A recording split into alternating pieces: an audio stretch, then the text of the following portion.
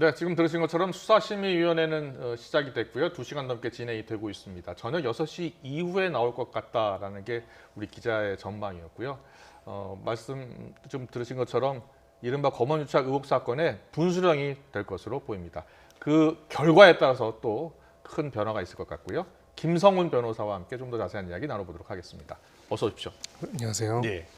지금 수사심의위원회가 시작이 됐고요. 2시간 넘게 진행이 되고 있습니다. 네. 먼저 수사심의위원들은 지금 어떻게 구성이 되어 있습니까? 네, 기본적으로 이제 인력 풀이 있습니다. 네. 150명 정도의 법조계, 학계, 문화계 인사들로 구성이 되어 있고요. 예. 그 중에서 이제 무작위로 인원을 선정을 해서 관련된 내용들을 심의하게 되어 있습니다. 네. 그래서 이번 이 심의를 하는 위원 중에서는 법률 전문가도 있겠지만은 다른 분야의 전문가나 교수, 언론인, 종교인들까지도 포함돼서 하는 내용들이 나와 있고요. 예. 이번에 이제 이거 좀 밝혀진 이유가 지난 얼마 전에 있었던 이재용 부회장 관련된 시사심의위원회에서 일부 심의위원회 어떻게 보면 명단이 좀 나오면서 예. 구체적으로 어떤 분들이 들어가는지가 조금 밝혀진 부분도 있습니다. 네. 이번 수사심의위원회에서 결정한 것은 이 검언유착 의혹 사건에 대한 수사 계속 여부, 네, 그리고 이것을 기소해야 될지 여부를 이제 심의를 하는 거죠? 맞습니다. 그 두 가지를 심의를 하게 되고요. 예. 아마 이 내용에 대해서는 일반적인 판결이나 영장과 같이 결론과 이유가 자세하게 나오지도 않고요. 예. 보통 이제 결론만 내리는 형태로 되어 있고,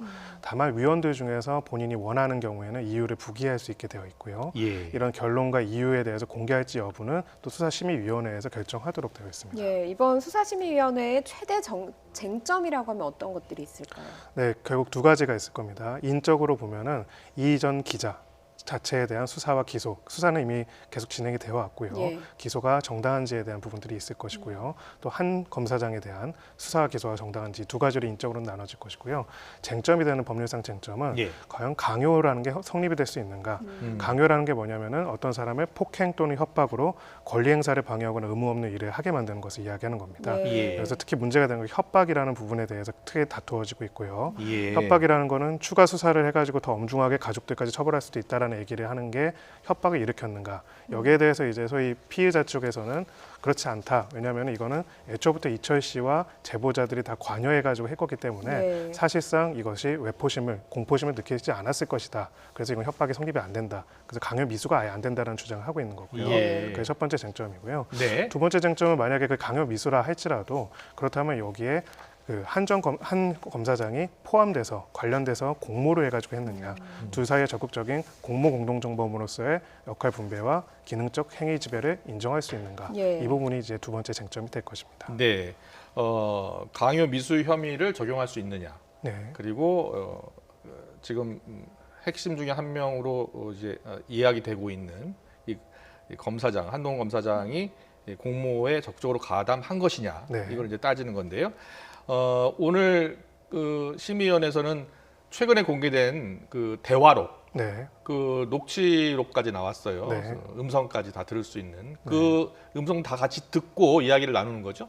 네, 아마 이미 보도도 됐기 때문에 네. 듣고 와셨을 수도 있고요. 예. 또 실제로 여기서도 주요 쟁점으로 제기가 될 것입니다. 공모라는 거를 확인을 하기 위해서는 두 당사자가 어떤 커뮤니케이션, 어떤 대화를 나누고 어떤 의사연락을 했는지가 중요한 부분이기 때문에 예. 그것의 가장 핵심적인 물증 중에 하나인 녹취록과 녹음 파일에 관한 검토가 당연히 이루어질 것으로 보여집니다. 자, 저기 지금 녹취록 속 대화를 보면요. 이렇게 이야기를 하죠. 이동재 전 기자가 이철 아파트 찾아다니고 그러고 있다라고 하니까 그건 해볼 만하지 이런 이야기를 네. 했고요. 제가 사실 교도소에서 편지를 썼어요. 했더니 그런 거 하다 한 건 걸리면 되지 이렇게 이야기를 했는데 네. 지금 한동훈 검사장 측에서는 이게 공모가 아니라고 주장하고 있는 거고 네. 그래서 검사 측에서는 이거 공모한 정황이다라고 보고 있는 거잖아요. 네. 예. 사실 뭐 이 이슈에 관련해서는 상당한 이제 양쪽에서 예. 다 결론을 정해놓고 있기 때문에 예. 제가 한번 원칙으로 들어가서 보면 좋을 것 같습니다. 공모 공동정범이라는 게 원래 네. 왜 생겨난 이론이라면요. 예. 실제로 이제 범행을 저지르진 않았어도 어떤 사람을 정범과 동일하게 처벌하기 위해서 만들어진 이론이고요. 예. 정범과 동일하게 처벌을 하기 위해서 만들어진 게 그렇죠. 공범. 그렇죠. 그래서 공모 공동정범이라고 하는데 네. 우리 판례상으로도 인정이 됩니다. 원래는 이제 이것이 여러 가지 근원이 있지만 가장 근본적으로는 어떤 재벌 총수 아니면 어떤 조직 폭력 집단의 두목 이런 사람들이 뒤에 숨어가지고 사실상 모든 것들을 의사연락으로 지배를 하는데 예. 다른 사람을 시켜가지고 범행을 한 경우에 이 사람도 정범으로서 처벌하기 위해서 하나 만들어진 이론이라고 일단은 나오고 있는데요. 예. 네. 그렇다면 이 공모 공동정범은 정범이라고 인정할 만큼 되려면 뭐가 되어야 하냐 여러 가지 이론들이 있지만은 판례에서는 크게 두 가지를 보고 있습니다. 예.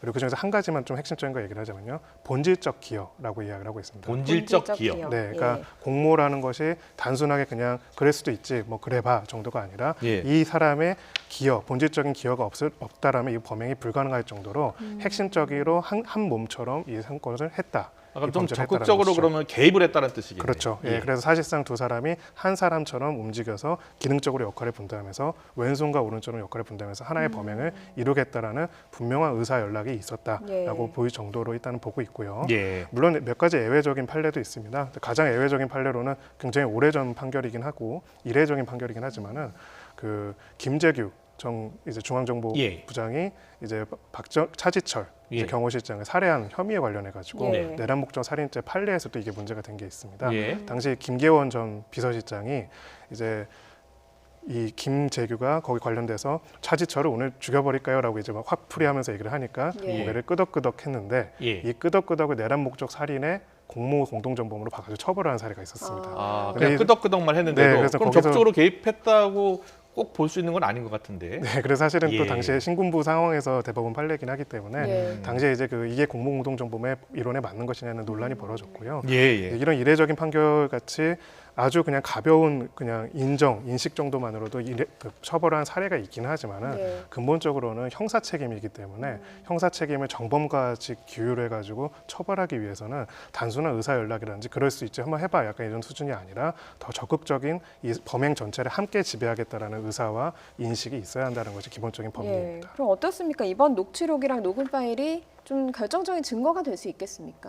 네, 저는 결정적인 증거가 될 수 있지만 그 증거는 양쪽으로 다 작용할 수 있다고 생각을 합니다. 예. 만약에 이거 외에 다른 의사연락 증거가 별로 없고 그런 내용이 없고 이 내용만 있다면은 예. 적어도 이 내용만으로 바로 공모 공동정범의 수준으로 형사자책을 인정하기 좀 어려워 보일 것이라는 게 제 생각이고요. 예. 다른 입장도 있겠지만 일반적으로 그렇게 생각을 하고 다만 이거 말고도 지금 수사팀에서는 공개는 안 했지만은 다른 여러 가지 의사연락 자료들이 있고 그 내용들을 종합해서 봤을 때는 공모가 있다라고 주장을 하고 있기 때문에 예. 그걸 종합적으로 봐야 할 것 같습니다. 예. 다만 지금 공개된 내용은 이 녹취록이기 때문에 이 녹취록만 딱 보고 이 사람은 공모 공동정범으로서 형사 책임을 질 수 있다 이렇게 단정하기는 어려울 것 같습니다. 그렇다면 네. 지금 검찰이 갖고 있는 추가 증거를 수사심의위원회가 알 수 있습니까? 네, 그렇습니다. 수사심의위원 내부에서는 그게 공개가 되고요. 언론에는 공개 안 됐지만. 그렇죠. 예. 지금은 이제 수사심의위원회가 이 수사와 기소의 정당성을 판단하기 위한 공적인 절차이기 때문에 예. 그 과정에서는 상당히 이제 오픈이 될 것으로 보여집니다. 네, 이 녹취록에 등장하는 인물 중에 한 명이 이제 유시민 이사장인데요. 유시민 이사장이 오늘 이제 라디오 인터뷰에서 이런 말을 했어요. 검찰이 언론의 외주를 준 것이다. 네. 그리고 윤 총장이 인지 정도를 넘어서 더 깊이 개입돼 있지 않나 의심한다라면서 이제 윤 총장 연루 의혹을 이렇게 제기를 했거든요. 네. 어떻게 보세요?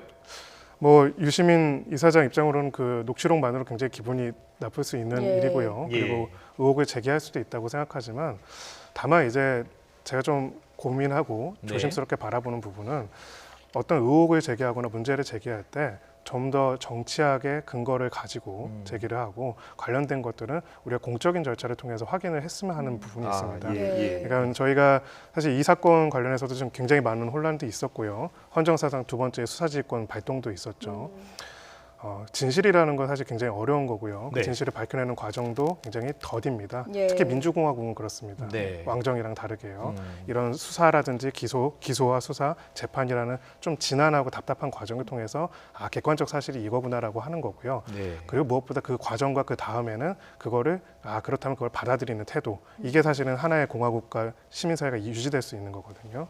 근데 제가 좀 우려스러운 부분은 이 사건 관련해 가지고는 뭐 제가 어떤 한쪽이뿐만 아니라 모두가 예. 원하는 진실이 있는 것 같습니다. 네. 그래서 이제 그 진실이 그 진실이 아닌 다른 진실은 절대 받아들이지 않을 태도들을 보이고 있는 양측이 것 같고요. 원하는 진실이 있을 것이고 네. 그 진실이 받아들여지지 않으면 그렇죠. 인정하지 않을 것이고. 그렇죠. 예. 그래서 이런 부분에 있어서는 유시민 이사장이 관련돼서 자신의 개인적인 의견을 할 수 있다고 저는 생각하지만 예. 네. 조금은 이제 모든 국민들과 시민들이 이권으로 인해서 여러 가지 국가적인 분열이 굉장히 심한 상태에서는 관련된 내용들 좀 객관적으로 확인을 해보고 수사심의위원회의 결정이 저는 꼭 절대적이라고 생각하지는 않지만 예. 이후의 수사와 재판의 과정에 있어서도 진실에 대해서 이 과정을 통해서 잘 지켜볼 수 있도록 하는 게 더 중요하지 사건 당사자라든지 혹은 정치적으로 영향력 있는 양측에서 예. 이것의 진실은 무엇이다라는 프레임을 가지고 서로 접근하는 것은 조금 지양되어야 하지 않나라고 예. 생각을 합니다. 저녁 6시가 넘으면 이제 결과가 나올 것으로 예상을 했습니다. 저희 기자는. 그러면 이제 권고가 나오게 되면 수사팀이 반드시 따를 강제성이 없지 않습니까? 그럼에도 불구하고 안 따르기엔 좀 부담이 있지 않을까 하는 생각이 드는데 어떻습니까? 네,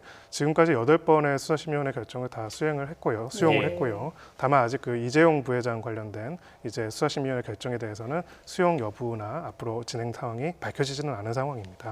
그렇기 때문에 기본적으로 기존의 전례를 따른다면은 수용을 할 가능성도 있지만은 다만 이 사건 같은 경우에는 이 수사심의위원회 지난번에 이재용 부회장 관련해서도 이제 문제가 됐지만은 이 누가 이것을 결정을 하고 왜 결정하는지가 드러나 있지가 않기 때문에 네네. 어느 쪽에서도 좀 그것을 그대로 받아들이지 않으려고 하는 특히 이렇게 정치적으로 첨예한 사안에서는 좀 그럴 가능성도 저는 배제할 수는 없다고 생각을 하고요. 네. 다만 이제 수사팀으로서는 이 건과 관련해서 굉장히 큰 정치적인 논란이 촉발되는 과정에서 갑자기 수사심의위원회에서 관련된 수사 기소에 관련된 의견을 제시한 것들이 굉장히 큰 정치적인 부담이 될 수 있는 부분은 있을 것이다라고 네. 생각합니다. 네.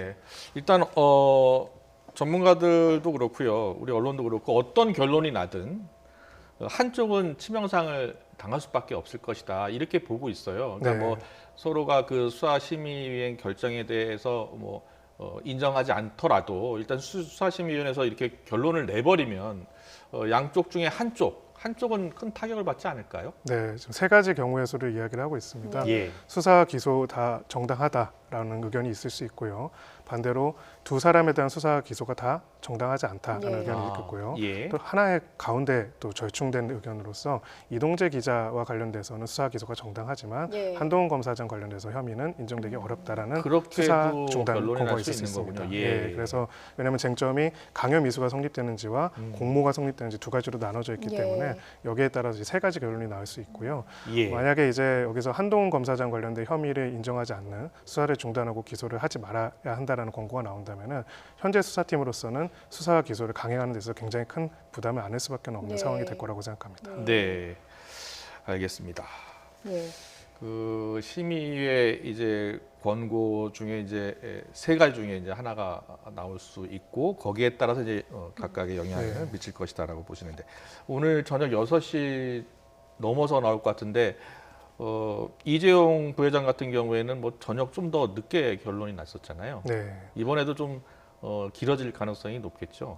이번에도 좀 길어질 수는 있을 것 같은데요. 예. 다만 다만 이제 하나의 사건의 크기로 봤을 때는 이재용 부회장 관련 사건은 뭐 역대급으로 많은 분량의 복잡한 사건이라면 예. 네. 이 건 같은 경우에는 어떻게 보면 사실관계라든지 쟁점은 좀 간단한 사건이라고 할 수가 있습니다. 아, 예. 그렇기 예. 때문에 상대적으로는 이재용 부회장 건보다는 조기에 결론이 날 수도 있겠지만 시간상으로는 뭐 6시와 7시가 큰 차이는 없기 때문에 예. 아마 차이가 없을 수도 있고요. 네. 다만 이제 구체적으로 이번 건 같은 경우에는 지난번 이제 수사심의 결정에 관련해서는 이유가 무엇인지를 도저히 모르겠다라는 의견이 있기 때문에 위원들 중에서 일부 이유를 제시를 하고 그것을 공개를 요청하는 경우도 있을 수가 예. 있습니다. 네.